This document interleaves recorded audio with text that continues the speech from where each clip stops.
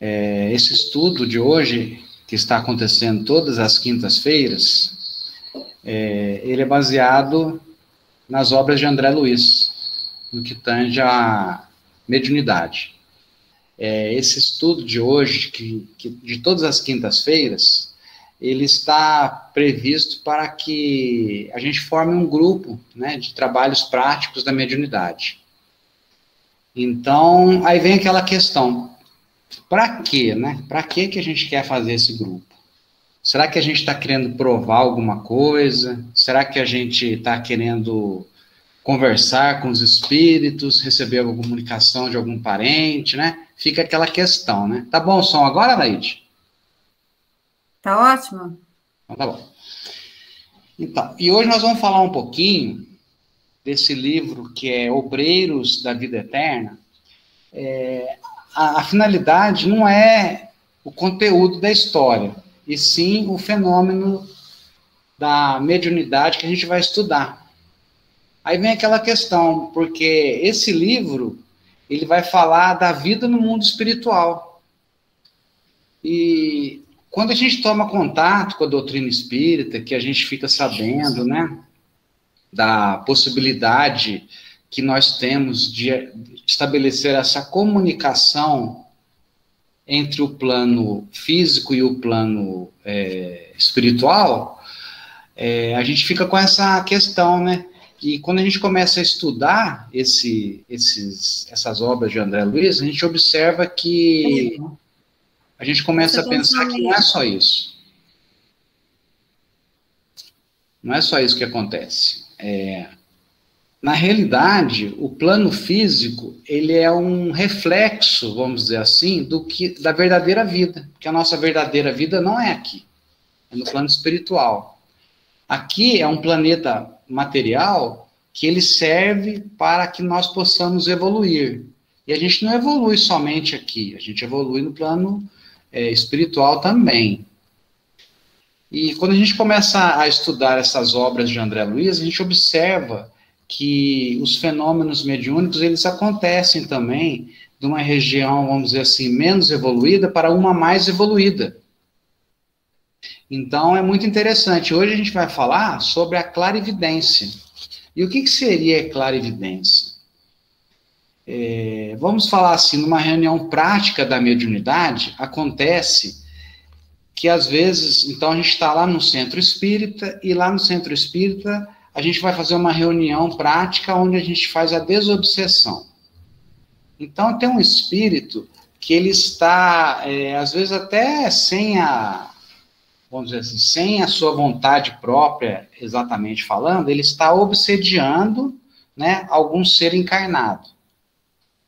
Seja por uma vingança, seja por uma rivalidade, algum assassinato, etc. Aí o doutrinador espírita, ele vai sentar, vai conversar com o espírito, vai tentar esclarecer. Porque numa reunião de desobsessão, a gente tem que entender que aquele ser que sofre obsessão, ele não é vítima, simplesmente uma vítima. Há todo um contexto passado que culminou naquela situação atual. E esse contexto, para que ele possa se resolver no futuro próximo, a partir daquele momento, tem que dar o primeiro passo. E qual que é o primeiro passo? O esclarecimento, né, através das verdades divinas, através do Evangelho de Jesus, que é a prática do perdão, a prática do amor, e todos nós temos a oportunidade de reescrever a nossa história. Inclusive aquele ser que está obsediando alguém, um dia ele vai ser perfeito. Vai depender do seu livre-arbítrio. E aquele que está como vítima hoje, no passado ele foi algoz. E a gente, através do entendimento, do estudo, a gente sabe que essas situações são muito mais corriqueiras do que a gente possa imaginar. Então, o que acontece? Numa reunião prática de mediunidade, o doutrinador, né, o esclarecedor, porque o doutrinador não é uma palavra forte, mas ele significa aquela pessoa que vai através do amor, através da caridade, não através da imposição, ele vai mudar o panorama psíquico e objetivo do pensamento, né, fixo, daquela ideia de vingança, vai transformar através do amor, né, todos os envolvidos. Porque não existe inocente e não existe culpado, existem situações mal esclarecidas. Porque no fundo, todos nós fomos criados por um ser supremo que só plantou amor dentro de nós. Então é o amor desvirtuado que cria ódio, etc., né? Vingança, né? Esse tipo de coisas. Então o que acontece? O esclarecedor, o doutrinador, ele, através da ajuda, né, do guia espiritual que está presente naquela reunião, ele vai ser inspirado, né, ele vai falar, olha, mas olha para trás no seu passado, vê o que você fez. Aí ele vai ter acesso e vai se ver não como vítima, ele vai se ver também como co-participante daquela situação que culminou nessa problemática atual. É uma maneira que eu estou dizendo genérica, tá bom? Então é mais ou menos isso que nós vamos colocar, só que diferente, um pouco mais avançado, porque é no plano espiritual. Porque o que acontece? Quando nós deixamos aqui o corpo físico, é normal quando morre alguém, né? Vamos falar assim, desencarna, mas vamos falar morre, para ficar mais popular. O que acontece? A gente vai no velório, né? Então a gente chega no velório com aquela, né, sisudo, quieto, né? Aí você chega, a gente não sabe nem o que fala direito, né? Meus sentimentos, ele descansou, né? Trabalhou muito. Mas a gente sabe que na realidade não é assim que acontece. Porque se eu perder o meu corpo físico, eu vou continuar com meus defeitos e minhas qualidades, assim como todos nós, né? Vai acontecer igual. E o que acontece? A gente desencarna, vai para o plano espiritual, então a gente que é espírita, né? Eu já fiz minha reserva lá no nosso lar, viu, Laís? Não sei se você fez também. Brincadeira, né, gente? A gente não sabe a situação nossa. A única coisa que a gente sabe é que todos nós vamos precisar de ajuda. E essa ajuda vai depender da possibilidade que nós deixamos aqui para poder receber lá, para poder continuar. Aquela pessoa que está acostumada sempre a trabalhar, a estudar, ela vai ter mais opções de ser útil. Agora, aquela pessoa que está acostumada somente a ficar, né, esperando o favor dos outros, né, vai ter mais dificuldade também. Mas, enfim. Aí, voltando ao assunto da mediunidade, no plano espiritual acontece o seguinte, vai contar a situação de uma pessoa que ele chama Domênico, ele é um ex-padre, um ex-religioso aqui no plano físico. E então ele vai se encontrar numa situação difícil. Bom, vamos dar continuidade então, Estevão? Você passa para a gente? É do capítulo 4 que inicia, é da casa transitória. Olha lá, ó. Então chega uma equipe de trabalhadores, onde está incluso André Luiz, né? O Jerônimo, que é o assistente, né? E um ex-padre, o padre Hipólito, e uma enfermeira, que é a Luciana. São 4 pessoas, então. E eles vão fazer como se diz? Eles vão fazer uma excursão de trabalho. Não é excursão de passeio, não é excursão de trabalho, e vão nessa casa transitória. Então eles fazem aquela viagem, né? Num plano físico, num plano espiritual mais pesado, vamos dizer assim, que é onde há mais sofrimento. E tem um local lá que chama Casa Transitória. Olha lá, ó, vou ler junto com vocês aqui, tá? Vamos me acompanhando. Depois de viagem normal, através dos caminhos comuns, ou seja, os espíritos têm possibilidade de fazer uma viagem mais rápida, mas não foi o caso. Alcançamos nevoenta região, onde asfixiante tristeza parecia imperar incessantemente. Hoje à tarde eu estava andando pela cidade e estava aquele ar pesado de fumaça, etc., né? Então eu fiz uma analogia, né, do que seria esse local, né, asfixiante, onde a tristeza parecia imperar. Então, às vezes dá essa impressão de que as coisas estão meio pesadas, né? Eu imagino que seja algo um pouco mais drástico do que essa analogia que eu fiz aqui com o Itajubá hoje à tarde. Atendendo a imperativos da missão, a missão de trabalho, o assistente Jerônimo, junto com André Luiz, a Luciana e o ex-padre Hipólito, vamos chamar de padre Hipólito, atendendo a imperativos da missão, o assistente Jerônimo procurava certa localidade sob denominação expressiva de Casa Transitória de Fabiano. Você vê que há um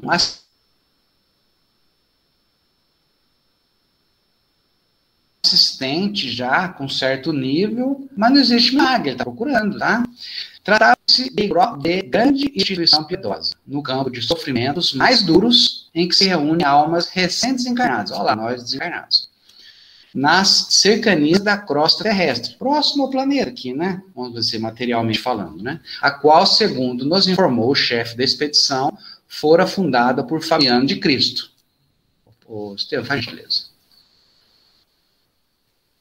Não decorreram muitos minutos e achamos-nos diante de figura respeitável. Não supunha, né, André Luiz falando, que a instituição estivesse administrada por mãos sensíveis de mulher. Ó, isso aí foi escrito em 1930, 40, né? Hoje já não tem mais preconceito. A irmã Zenóbia, aparentando idade madura e areolada, de cabelos negros, proporcionava-nos informações vivas de sua energia e admirável capacidade de trabalho, através dos olhos transbordantes de luz. Quer dizer, André Luiz, ele sentiu assim, uma pessoa muito respeitável, trabalhadora, capaz. Ele estranhou, né, que fosse administrada por mãos femininas. Então, para você administrar uma casa num local desse, tem que ser uma pessoa de nível bastante evoluído. Conquista dela. Próxima, Estevão, gentileza. Fui avisada ontem disso, disse Bondosa.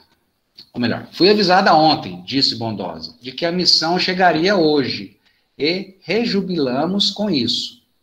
Ao seu dispor, explicou-se Jerônimo com gentileza, existe este abrigo de amor e paz, cooperará conosco, asilando-nos alguns tutelados convalescentes e, por nossa vez, desejamos ser úteis à casa de algum modo. Zenóbia, né? Aceitamos o concurso.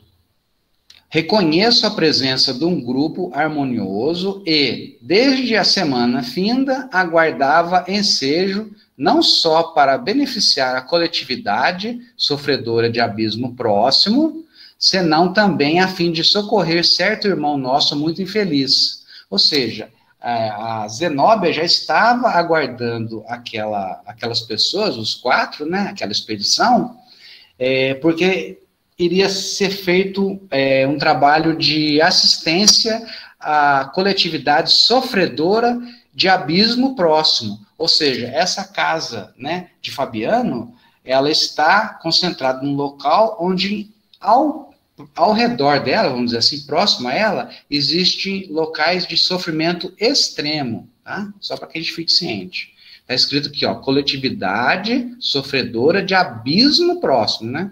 A gente imagina que aquela região já não é tranquila. Agora, próximo ainda tem um abismo, né? Por gentileza, Estevão. Trata-se, então, a Zenóbia, ela queria que fosse, assim, socorrido uma pessoa específica.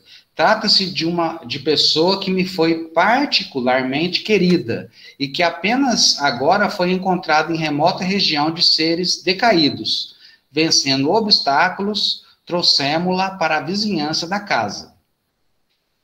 Quer dizer, ela vencendo obstáculos, a gente pensa que um espírito mais evoluído pode fazer o que quiser no salário de Deus, não é bem assim. Já estabelecemos medidas em favor da remoção deste infortunado amigo para a zona da crosta, onde será brevemente internado em reencarnação expiatória. Entretanto, precisarei pessoalmente da colaboração fraternal dos companheiros em benefício do transviado. Aí aquela questão, mas Zenóbia, que já era uma assistente, uma responsável, né, diretora de uma casa, né, Fabiano, e ela precisa de ajuda, gente, tá? Continua, Estevão. Jerônimo diz, em nossa companhia permanece a irmã Luciana, faz parte daquela equipe, né, uma enfermeira, que nos pode ser extremamente útil, nesse caso particular, em virtude das suas adiantadas faculdades de clarividência. Zenóbia, bem lembrado, Alguns irmãos, qual ocorre a esse a que me refiro, descem a tamanho embrutecimento moral que somente conseguem ouvir-nos a voz de modo imperfeito e, não lhes sendo possível identificar-nos pela visão em face dos impedimentos vibratórios criados por eles mesmos. Duvidam de nossa amizade e de nossos propósitos elevados de cooperação. No fato presente, o concurso de Luciana ser-me-á precioso. Muito interessante, né? Você vê que a Zenóbia, um espírito extremamente elevado, já com um grau de responsabilidade de uma casa inteira de transição ali, né? Casa de Fabiano. E uma pessoa que faz parte do seu, vamos dizer assim, comprometimento íntimo, de ela querer ajudar e etc., né? Do passado. E ela não consegue, porque aquele irmão, às vezes, ele não tem aquela sintonia de poder receber, né, a ajuda dela. E ela precisa contar com outras pessoas. Porque quando a gente pensa em ajuda, aqui vamos dizer assim, no plano nosso físico, o que acontece? A gente tem uma filha, um filho, ou um parente, né, uma pessoa que a gente gosta muito, e vamos dizer que ela cometeu um crime, um erro, e ela vai para a cadeia, vamos dizer assim. Qual que é a primeira coisa que a gente quer? A gente, como humano, como estamos na matéria, a gente quer arrumar um advogado, a gente quer tirar aquela pessoa daquela situação de sofrimento, mas a gente quer tirar ela de uma maneira forçada. E o que acontece? Às vezes ela acaba voltando, porque ela é reincidente no crime. E o ideal seria o quê? Que a pessoa fosse feita uma transformação, um trabalho espiritual com ela, para que ela pudesse mesmo mudar a sua sintonia, e aí sim, né? Passa para a gente, por gentileza. Olha lá, ó. André Luiz. Não podia disfarçar o meu constrangimento ante aquele pormenor da conversação.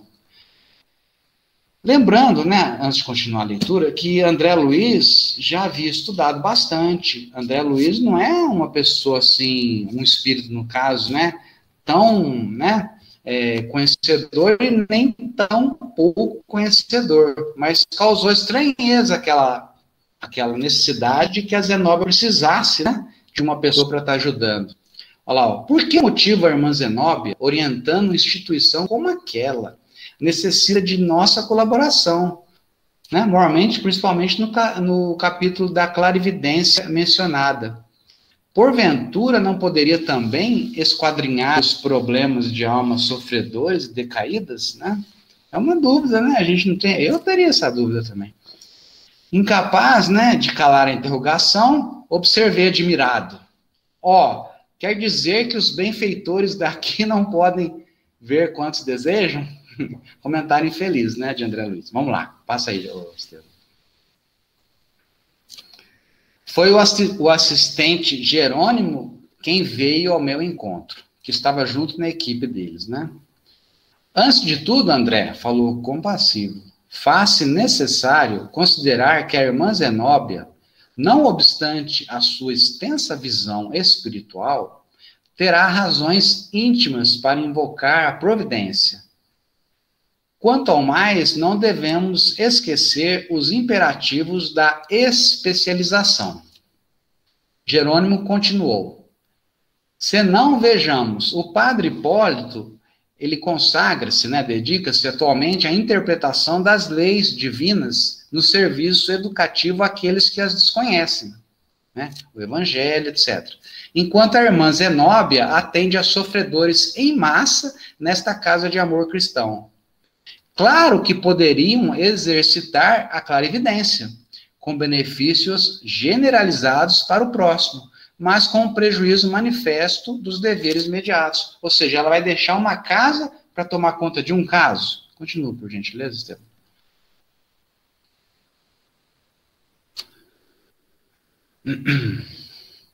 Isso não ocorre com Luciana, que, pelo contato individual e intenso com os enfermos durante muitos anos consecutivos, especializou-se em penetrar-lhes o mundo mental, trazendo à tona suas ideias. ações passadas e projetos íntimos. Eu até grifei ali, gente, eu pus em vermelho e grifei, em atividade beneficente. Porque ela já treinou, ela já trabalhou, mas não com a curiosidade. É isso que eu estava querendo dizer no início, antes da gente começar. Para que a gente quer fazer um grupo, né, de trabalhos práticos da mediunidade? Será que é para satisfazer o nosso ego? Eu sei que não, eu conheço todos aqui. Mas essa é a grande objetivo que a gente não pode perder em mente. Então, a Luciana, ela se especializou, ela tinha um interesse, entre aspas, pessoal, em poder ajudar o pai dela, que estava numa situação difícil. Mas, olha só, especializou em penetrar-lhes o mundo mental, trazendo à tona suas ideias, as ideias daquelas pessoas, ações passadas e projetos íntimos, em atividade beneficente. Aí, continuando, se entrássemos nós outros de improviso em relação com a sua clientela, veríamos alguma coisa, embora não tanto e tão bem quanto pode ser observado por ela, em vista de suas dilatadas experiências. Ou seja, ela é especialista naquele assunto. Então, ela domina aquele assunto. Qual que é o assunto? A clarividência. Aí aquela questão que André Luiz pensou, que eu penso que nós também iríamos vir com essa ideia. Mas se Zenobe, que era responsável por uma casa inteira, né, de acolhimento, isso aí ela tiraria de letra. Mas aí vem a questão da especialização. Continua para a gente, Estevam. Interveio a irmã Zenóbia acrescentando fraternalmente: sim, não podemos edificar todas as qualidades nobres de uma só vez. Cada trabalhador fiel ao seu dever possui valor específico incontestável. A obra divina é infinita.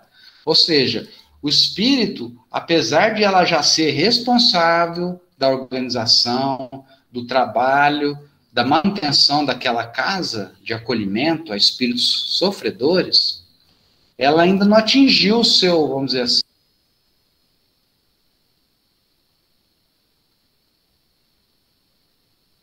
assim, a sua perfeição. Ela está na luta, muito mais à frente do que nós.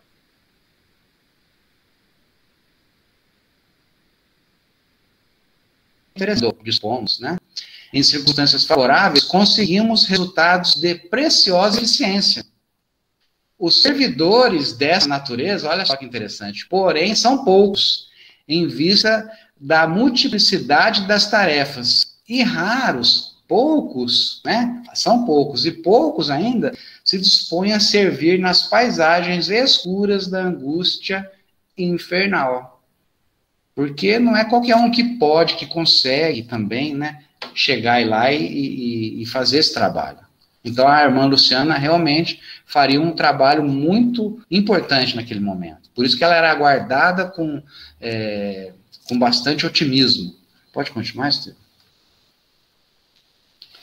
Olha lá, isso eu tirei esse pedacinho do livro dos médiuns. Não creias que a faculdade mediúnica seja dada apenas para a correção de uma ou de duas pessoas. Não.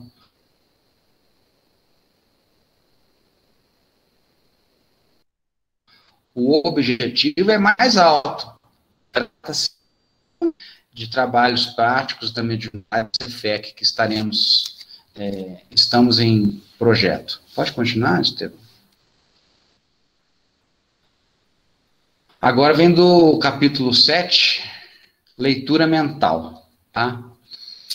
Então, após a oração silenciosa, Jerônimo fez Luciana compreender que atingiríamos o momento de ação. Seria o momento que a Luciana iria pôr em prática a clarividência. A enfermeira clarividente, evidenciando carinho fraterno, ela já era habituada a esse tipo de trabalho. Aproximou-se do infeliz e, depois de fitar-lhe a fronte demoradamente, começou. Ou seja, chegou perto do Domênico, que era o ex-religioso aqui do plano físico, que desencarnou e está em situação lá no abismo, né? Eu não pus a história inteira para não alongar muito, tá, gente? Porque o interessante é que não é a história, o interessante é a gente estudar, né, para esse grupo de futuros, né, trabalhadores, né. Padre Domênico, né, aí Luciana falando, vossa mente revela o passado distante e esse pretérito fala muito alto diante de Deus e dos irmãos em humanidade, porque ele se encontrava revoltado. Duvidais da providência divina, alegais que o vosso ministério não foi devidamente remunerado com a salvação e imprecais contra o Pai de misericórdia infinita. Ou seja, ele estava revoltado. Vossa dor permanece repleta de blasfêmia e desespero. Proclamais que as forças celestes vos abandonaram ao tenebroso fundo do abismo. Pode passar. Então ele estava realmente revoltado, porque ele era um religioso, como que ele estava naquele sofrimento? Ele achou que ele ia para o paraíso, né? E agora o Domênico falando. E porventura não é assim? Gritou o desventurado, interrompendo-a. Compelido pelas circunstâncias da vida humana a servir numa igreja que me enganou. Negam-me o direito de reclamar. O evangelho não tem palavras de mel para o ato de Judas? Deverei, por minha vez, louvar os que me traíram? Pode continuar, Estevam, por favor? Não, Domênico. Vossos amigos não cogitam de criticar instituições. Desejam tão somente amparar-vos. Não concordais do vosso desvio da conduta cristã? Tereis de fato agido como sacerdote fiel aos sagrados princípios esposados? Esperaríeis um paraíso de vantagens imediatas para cá dos túmulos, tão só pelas insígnias exteriores que vos diferenciam dos outros homens? Não ponderastes a extensão das responsabilidades não assumidas? Pode continuar. Oh, que perguntas! Exclamou o interpelado com indisfarçável azedume. A organização religiosa a que serviu prometeu-me honras definitivas. Não era eu diretor de grande coletividade social? Não ministrava o Santíssimo Sacramento? Não fui recomendado ao céu? Ou seja, ele pode passar, ele estava exigindo direitos, né? Pelo cargo que ele tinha, pela insígnia, pelo rótulo, né, que ele pôs, né? Apesar de tais protestos, o padre Domênico já acusava sinais de transformação íntima. Porque o grande, né, X da questão, pessoal, é que a Luciana, ela já tinha uma grande habilidade nesse trabalho, né? E não é com a intenção de acusar que ela está falando isso com ele. Ela está falando isso na intenção de ajudá-lo. Então é diferente uma acusação que você faz com a intenção de, né, humilhar a pessoa e aquela que você levanta do seu inconsciente para que a pessoa possa se enxergar, se analisar. Olha lá, fizera-lhe a voz mais triste, denunciando capitulação próxima. O fato de ele nos sentir de mais perto, através da audição, facilitava-nos a atuação magnética de auxílio. Ao término de suas interrogações reticenciosas, Luciana observou: as igrejas, meu amigo, são sempre elevadas e belas. Consubstanciam invariavelmente o roteiro do nosso encontro divino com o Pai de infinito amor. Ensinam a bondade universal, o perdão das faltas, a solidariedade comum. Mas e os nossos crimes, fraquezas e defecções? Ou seja, as igrejas são boas, pode passar. As igrejas são ótimas, a teoria. Mas será que ele pôs em prática? Essa que ela quis chamar a atenção dele. E ele, e a confissão, tornou Domênico, visivelmente impressionado com as palavras ouvidas. Monsenhor Pardini ouviu-me antes da morte e absolveu-me. E confiastes em semelhantes medida? Vosso colega de sacerdote poderia induzir-vos ao bom ânimo e à coragem necessária ao serviço da reparação futura.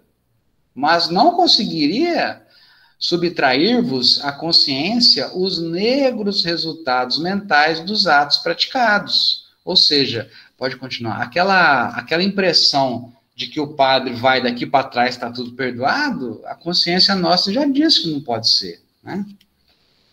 Vosso coração, padre, é um livro aberto aos nossos olhos. Está vendo a importância da clarividência? A gente nota, pessoal, que isso daí só acontece com um espírito mais evoluído, mais trabalhado no bem comum. Eu, sinceramente, aqui, encarnado, eu acho que é difícil uma pessoa conseguir, né? Existe a clarividência, existem pessoas que têm essa possibilidade de olhar para a pessoa e enxergar ela numa vida passada, ou mesmo no momento passado, assim, mas é mais difícil, tá? É praticamente impossível. Agora, no plano espiritual, já há uma maior maleabilidade do perispírito, né? Olha lá, ó. Vosso coração, padre, é um livro aberto aos nossos olhos. Envolvido nas trevas, injuriais o nome de Deus e sua justiça.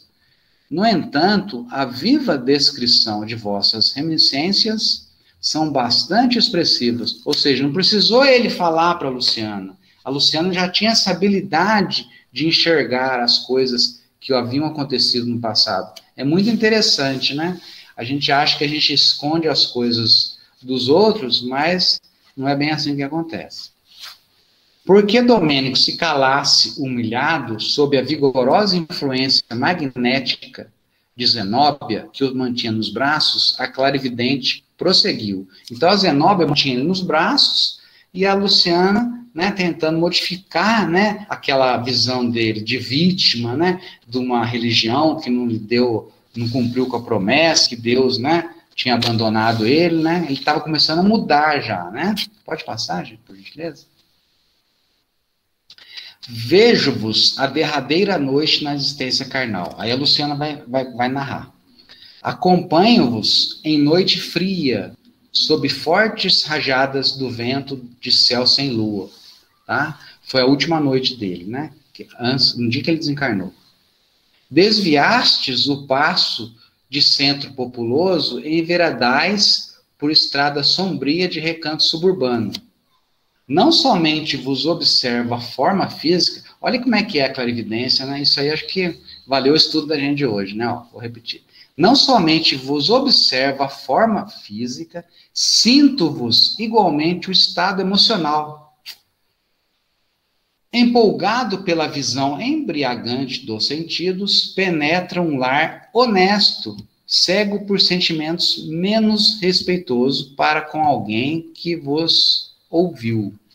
Inadvertidamente, as palavras finas de sedução e malícia, tá? Ou seja, ele era um padre, pode passar, ele era um padre e ele estava, então, né, se servindo da situação e foi, na noite, entrar num lar honesto, né? E uma pessoa que ele havia seduzido, né? Alijastes a batina escura, ou seja, guardastes, né? Tirastes a batina escura como quem despe em da capa. Ou seja, ele guardou a batina e agora ele já fazia normalmente o que ele quisesse. Envergais agora, olha que interessante, na intimidade de pequeno salão verde, perfumado costume de casimira cinza claro. Como é que é clarividência, né? Como se tivesse uma gravação, né? UHD, né? Ali, né? Onde você grava até os sentimentos, né? Absorvida por vossas referências gentis, que apenas traduzem propósitos de sensação, distantes de qualquer sentimento edificante, certa mulher cede às vossas promessas. Alguém, todavia, demora-se espreitando-vos. Pode passar. Então, o que acontece? Na última noite dele, acontece alguma coisa, né? E eu não vou entrar na história, porque é bom que fica a curiosidade, porque a Laíde também está fazendo esse estudo do livro Obreiros da Vida Eterna, todos os sábados, né, gente? Então, a minha intenção não é dar spoiler, é apenas que a gente entenda essa questão da clarividência. Recordais o drama da infortunada que vos apareceu suplicante? Esse já é outro caso, tá, gente? Aqui lá eu deixei para a Laíde depois passar para vocês. Agora é outro caso do mesmo padre. Recordais o drama da infortunada que vos apareceu suplicante? Foi também vítima de vosso poder fascinador. A leitura mental de vossas lembranças revela as particularidades da experiência final da tresloucada. Pobre mulher crédula e confiante, vejo-a chegando ao presbitério em tempestuosa noite. Experimentais a emoção inferior do homem menos digno que sente um império absoluto sobre a presa. Ou seja, ele, através de toda aquela, né, capacidade intelectual, persuasiva, né, e com a autoridade, né, vamos dizer assim, que a igreja lhe impunha, ele aproveitava daquilo para se aproveitar das pessoas menos, né, avisadas, vamos dizer assim. Pode passar o próximo, Estevam? Já acabou, né? Então, o que acontece? Pode tirar, por gentileza. O que acontece? Esse relato vem contar de uma pessoa que está numa situação de sofrimento extenso, né?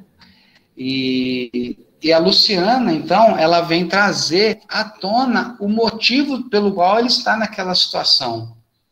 Mas não com a ideia de puni-lo, né? Porque a irmã Zenóbia, ela estava participando daquela situação porque ele seria reconduzido a uma nova encarnação expiatória. E mesmo para isso é necessário que a pessoa ela saia da condição de vítima e que ela se reconheça como uma pessoa que tem que correr atrás de arrumar a situação, de poder fazer o seu reequilíbrio espiritual, né, e emocional.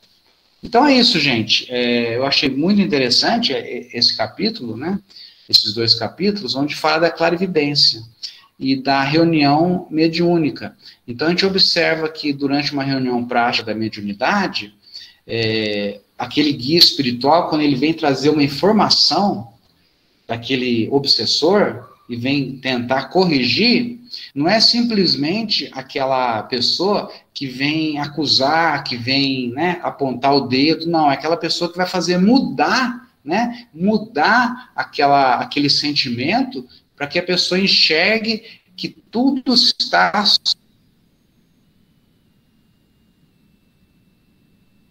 sob as leis divinas.